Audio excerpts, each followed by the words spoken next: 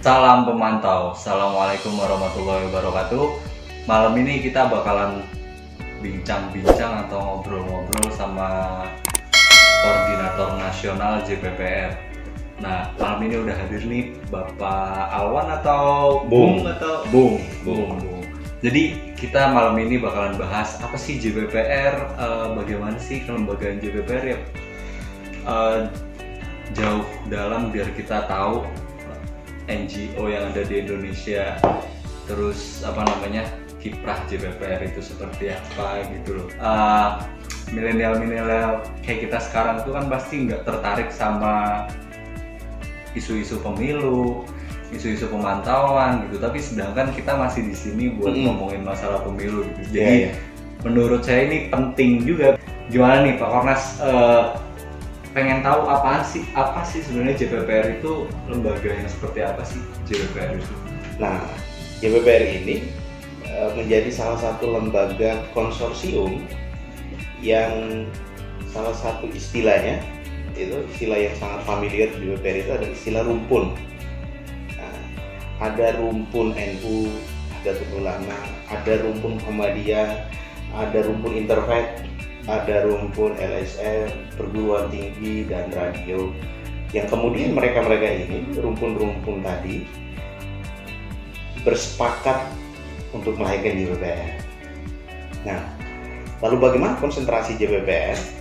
Nah, konsentrasi JPPR adalah pada saat itu dan sampai saat ini masih konsisten dalam isu pemantauan pemilu dan pemantauan pilkada.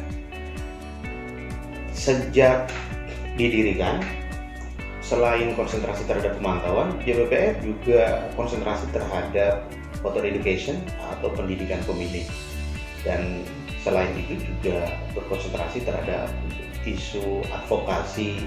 Terakhir tahun 2015 dan pilkada 2017-2018 aktif melakukan advokasi terhadap pemilih-pemilih rentan, pemilih penyandang disabilitas. Pengen tahu kiprah JPPR selama ini dalam demokrasi di Indonesia itu udah berkiprah sejauh mana JPPR? Pertama kali dilaksanakan dari 2005 sampai pilkada 2018 kemarin dan pilkada 2020 yang akan datang, JPPR selalu aktif melakukan isu pemantauan, kemudian aktif melakukan pendidikan pemilih, dan juga aktif melakukan upaya-upaya advokasi.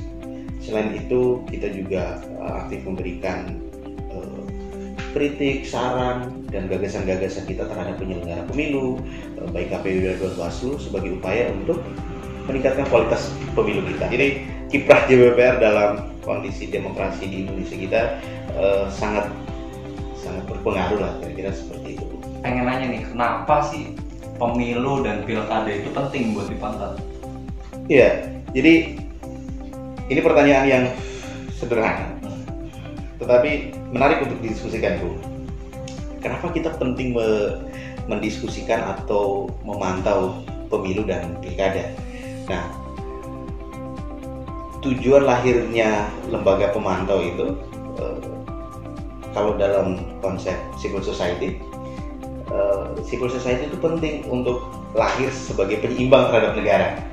Nah, pemantau itu lahir sebagai upaya untuk meminimalisir adanya kecurangan, meminimalisir adanya pelanggaran.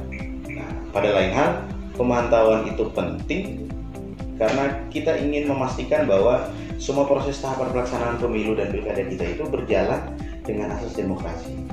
Kita ingin memastikan bahwa proses pelaksanaan itu berkualitas. Nih, biar milenial sama teman-teman, sahabat-sahabat semua tahu, secara kelembagaan itu struktur JPPR itu seperti apa sih? Apa cuma tok satu di sini JPPR atau gimana JPPR? Ya, jadi menariknya begini. Karena JPPR ini adalah lembaga konsorsium, maka dia berada di pusat. Di pusat itu disebut sebagai nasional, koordinator nasional. Nah, di setiap daerah, di tingkat provinsi maka disebut koordinator daerah. Di tingkat provinsi juga ada, di tingkat kabupaten kota juga ada, di tingkat kecamatan juga ada, sampai di TPS juga ada. Jadi Bawaslu hari ini punya lembaga yang sampai pada tingkat bawah, itu terinspirasi dari JPPR lah, kira-kira begitu. Kan menarik tuh, Bawaslu itu kan tugasnya udah mengawasi pemilu gitu. Maksudnya tugas untuk mengawasi atau memantau pemilu tuh udah dari Bawaslu, kenapa sih tapi tetap harus ada pemantauan dari masyarakat sipil? Tuh, jadi banyak orang juga kemudian bertanya, dan saya sering berdiskusi dengan beberapa kawan-kawan, dan kalau kita ke kampung-kampung, kita ke warung kopi itu, kalau kita ke tempat tongkrongan, orang, negara ini sudah semakin kuat kok, kira-kira begitu. Bawaslu sudah semakin kuat, KPU juga sudah semakin settle sebagai sebuah lembaga penyelenggara. Kenapa harus ada lembaga pemantau? Nah, ini penting kita memahami konsep civil society, Bro. Jadi, civil society itu lahir sebagai salah satu lembaga yang kemudian mengisi ruang kosong yang tidak diisi oleh negara. Jadi antara state dengan civil society ini penting.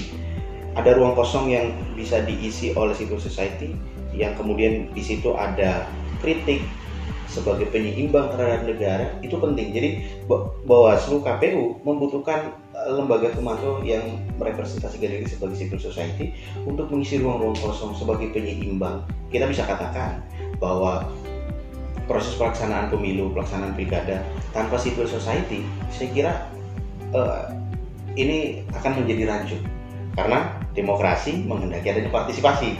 Bagaimana partisipasi bisa muncul ketika civil society akan hadir di situ gitu. Nah, lembaga pemantau itu penting untuk menyeimbangi adanya KPU dan Bawaslu. Ada ruang kosong yang penting untuk diisi oleh civil society. Ada kritik, ada saran, atau ada masukan.